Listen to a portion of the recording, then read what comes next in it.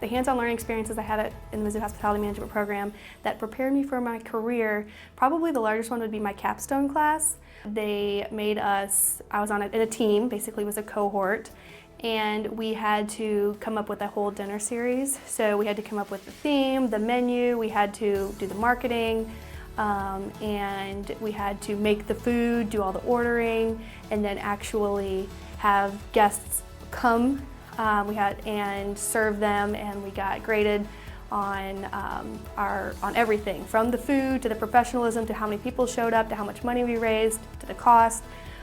It was truly the whole picture. While it was hard at the time, now looking back on it, I realized that I learned things then that have truly made an impact and a difference on my professional career. So I'm very thankful for those.